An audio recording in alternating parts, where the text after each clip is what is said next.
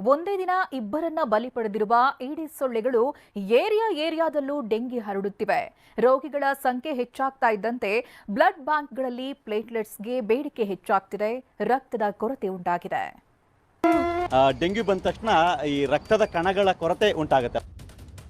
Dengue ತುಂಬಾ ಜಾಸ್ತಿ ಆಗಿರೋದ್ರಿಂದ ತುಂಬಾ ಡಿಮ್ಯಾಂಡ್ ಇದೆ ಅದಕ್ಕೆ.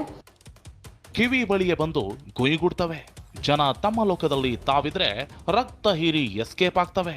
ಇದೀಗ ಈ ಸೊಳ್ಳೆ ಸಮುದಾಯದ ಈಡಿಸ್ ಸೊಳ್ಳೆ ಜನರನ್ನ ಮತ್ತಷ್ಟು ದಿಕ್ಕೆಡಿಸಿದೆ.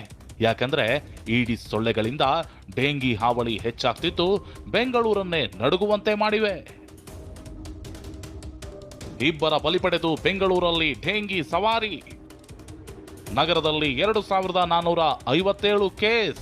ಹೆಚ್ಚಾಯ್ತು ಆತಂಕ. ಇಡೀ ಬೆಂಗಳೂರನ್ನೇ ಡೆಡ್ಲಿ ಡೆಂಗಿ ದಿಕ್ಕೆಡಿಸಿದೆ. ಯಾಕಂದ್ರೆ ಹೆಮ್ಮಾರಿ ಡೆಂಗಿಗೆ ನಗರದಲ್ಲಿ 27 ವರ್ಷದ ಯುವಕ, 80 ವರ್ಷದ ವೃದ್ಧ ಬಲಿಯಾಗಿರೋದು ದೃಢಪಟ್ಟಿದೆ. ಬೆಂಗಳೂರು ಪೂರ್ವ ವಲಯದಲ್ಲಿ ಡೆಂಗಿ ಮೃತ್ಯು ರೂಪ ತೋರಿದ್ದು ಇತರೆ ವಲಯಗಳಲ್ಲೂ ತಾಂಡವ ಆಡ್ತಿದೆ.